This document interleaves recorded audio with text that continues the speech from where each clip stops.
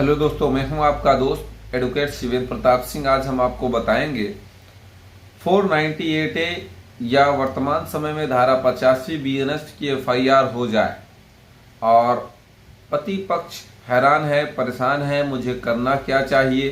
भाई lower court के वकील से बात करता है तो वो कुछ और बताते हैं, हाई कोर्ट के वकील से बात करता है तो कुछ और बताते हैं, पुलिस के पास जाता है तो पुलिस और फिर दुनिया भर की बात बता के डरा देती है।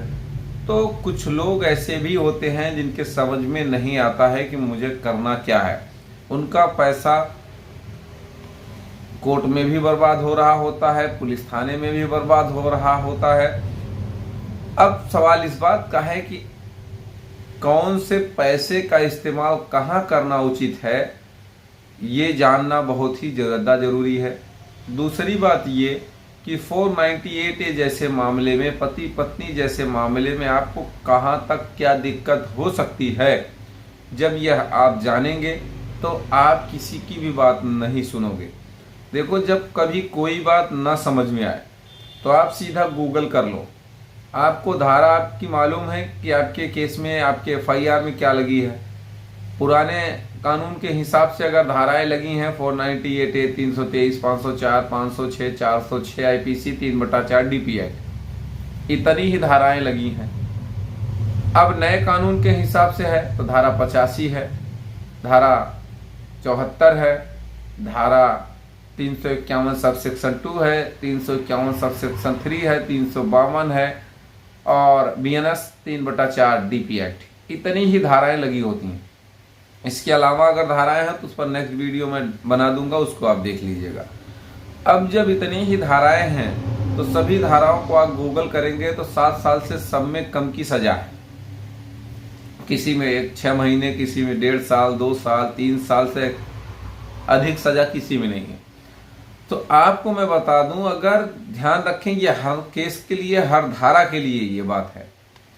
अगर 7 साल से कम की सजा है आपके ऊपर जो धाराएं लगी हैं, तो ये गारंटी से मैं कह रहा हूं कि पुलिस जिंदगी में कभी जेल नहीं भेज सकती, पुलिस आपको छू नहीं सकती। दूसरी बात ये, जब 7 साल से कम की सजा है तो लोअर कोर्ट के वकील की बात मानकर, माफी चाहता हूं मैं अधिवक्ता बंधुओं से, किसी की भी बात मानकर आप एंटीसिपेटिक बेल की कोई जरूरत नहीं है।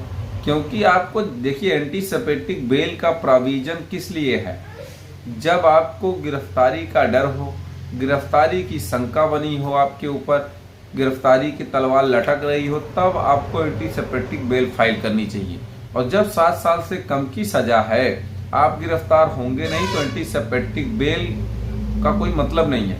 तो आप एंटीसिपेटिक बेल को भूल जाओ। 498 जैसे मामले में लेने की कोई जरूरत नहीं, यानी कि लोअर कोर्ट में पैसे बर्बाद मत करो एंटीसिपेटिक में।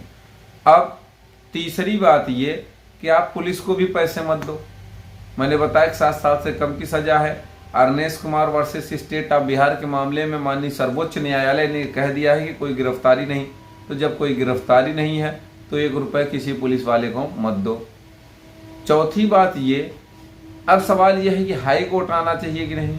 देखिए, 498A के केस में आपको अगर जल्दी निस्तारण चाहिए, आपको लगता है लोअर कोर्ट में मीडिएशन भी है, कोई मतलब का नहीं है, हाई कोर्ट लेवल पे हो सकता है बात आपकी बन जाए, तो आप क्रिमिनल रिट फाइल करके अरेस्ट स्टे ले सकते हैं, मुकदमे में स्टे मिल सकता है। और अगर आप, एक बात और आपको मैं बता दूं कि किसी से बेवकूफ़ मत बनो का मतलब यही है कि एफआईआर स्टेज पे क्वेश्चन पड़ेगी, प्रेयर क्वेश्चन की रहेगी, लेकिन एफआईआर स्टेज पे क्वेश्चन शायद 100 में 1 आध केस होती है, नहीं तो नहीं होती है।